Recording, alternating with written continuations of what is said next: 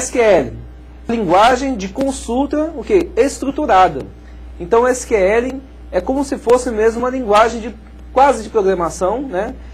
Só que é uma linguagem voltada para consulta, né, de banco de dados. É utilizado principalmente pelos SGBDs, né, pelos sistemas gerenciadores de banco de dados. A SQL ela foi criada pela IBM entre os anos de 1964 e 1969, ok? Também ela foi criada com o objetivo de quê? De ser uma interface, né, entre o usuário e o SGBD System R, que foi o primeiro sistema gerenciador de bancos de dados relacionais. A SQL, né, é uma linguagem de manipulação de bancos de dados relacionais mais conhecida. Por quê? Hoje a grande maioria dos SGBDs que existem no mercado, né, utilizam a SQL, né, como a linguagem, como um método para fazer o quê? Para manipular os dados que eles gerenciam, que eles armazenam. Outra característica da SQL, ela é simples, né, ela possui uma grande simplicidade e grande poder de consulta. Quando a gente fala em linguagem estruturada, né, uma linguagem, quase uma linguagem de programação, a gente pode pensar que, do mesmo jeito que a gente compara uma linguagem de programação, por exemplo, a linguagem C, com algoritmos, a gente poderia comparar a linguagem SQL com a álgebra relacional, né? Uma maneira, é como se, usando o SQL, a gente estivesse construindo programas, né, que vão manipular os bancos de dados. E quando fala que ela é simples, é porque, uma vez que a gente já estudou a álgebra relacional, os conceitos de seleção, de projeção, produto cartesiano, é muito fácil adaptar essa linguagem. Essa linguagem ela é contextualizada com o ambiente dos bancos de dados. Então ela acaba se tornando simples exatamente por causa disso. Bom, então nós temos aí 3 elementos que são essenciais para que um aplicativo, para que um sistema que envolva bancos de dados seja utilizado, certo? Nós temos a aplicação, o SGBD e o banco de dados em si. Então, uma aplicação, ela vai enviar para o SGBD comandos em SQL. Por que vai enviar para o SGBD e não para o banco de dados? Porque não tem como a aplicação acessar diretamente o banco de dados. Isso quem vai fazer é o sistema gerenciador. O sistema gerenciador de banco de dados, ele vai enviar esses comandos, ele vai processar esses comandos sobre os bancos de dados e vai extrair uma informação de volta e os dados resultantes da consulta vão ser retornados para a aplicação, certo? A aplicação envia comandos, né, que o desenvolvedor cria nesses comandos, ele envia comandos para o SGBD executa, né, em cima dos dados que ele está armazenando e conforme foi o que eu pedi, ele vai me devolver um retorno, seja vai me retornar dados ou ele vai me retornar também e dizer assim, olha, a tabela foi apagada, o registro foi apagado com sucesso. A primeira categoria dos comandos que nós vamos estudar, que a SQL está dividida, é a linguagem de definição de dados, ou seja, a DDL. Esse DDL, ele inclui comandos para quê? Para definir, alterar, criar, remover, o quê? Tabelas e índices.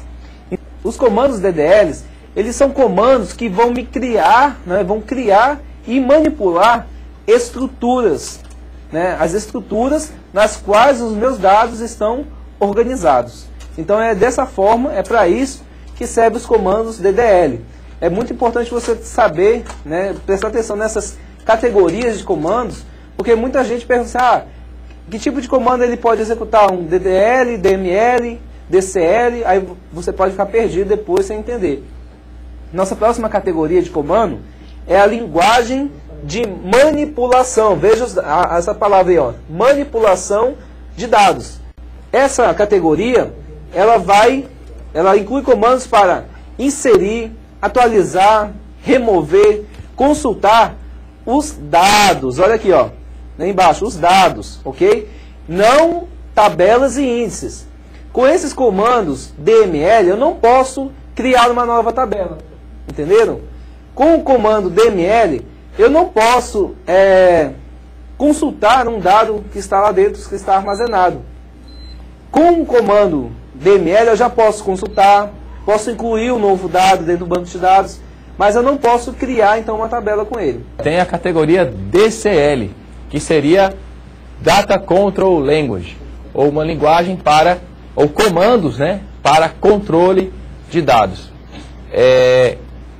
Sobre os comandos DCL, nós vamos falar com mais detalhes futuramente, certo? Então veja só, se a gente considerar que SQL é uma linguagem, né, procedural, que é parecida com uma linguagem de programação, assim como as linguagens de programação, ela também trabalha com tipos de dados.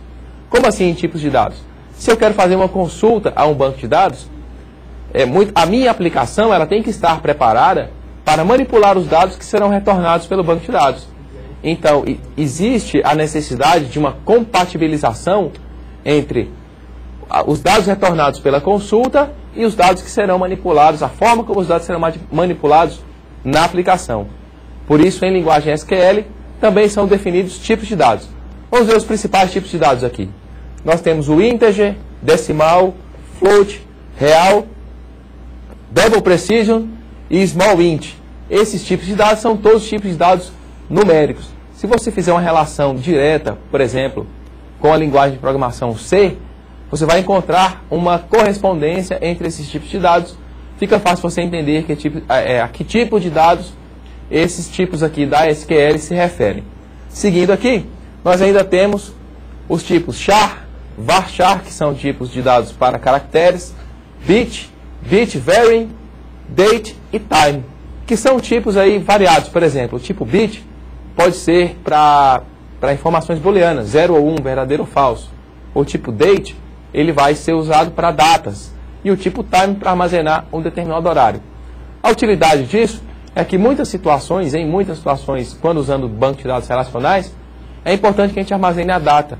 Então, a definição de um tipo próprio da linguagem SQL para trabalhar com esse tipo de dados vai facilitar aí todo o processamento e armazenamento dos dados que serão armazenados e manipulados pelas aplicações.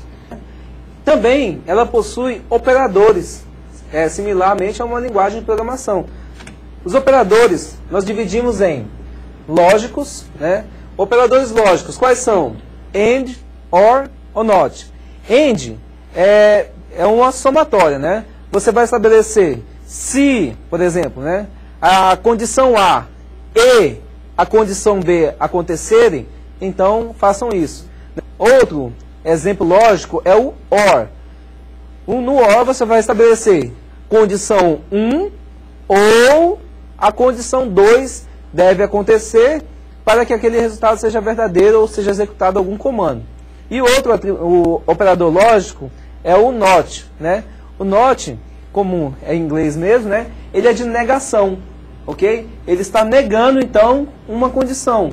NOT in, não está dentro de um parâmetro, ou NOT verdadeiro, não é verdadeiro. Os operadores relacionais. O maior, menor, maior igual, menor igual, diferente, like, né? Like é parecido, né? Vocês vão entender ele melhor quando nós formos utilizar. Ele é um comando de consulta, né? E o between. O between quer dizer entre, né? Está entre dois valores. Se eu disser, olha, eu quero que o banco de dados me retorne os valores, né? O número de pedidos, né, que foram realizados entre as datas 10 de novembro e 15 de novembro, tá? Ele serve para mim dizer, então, um período, né, que está entre dois valores, um inicial e um final, ok? Existem ainda os operadores aritméticos, mais, menos, vezes, divisão. E existe também as conjunturais. N quer dizer qualquer um, all quer dizer todos, existe, né, se ele existe, in se ele está dentro de alguma coisa, né, normalmente dentro de um array.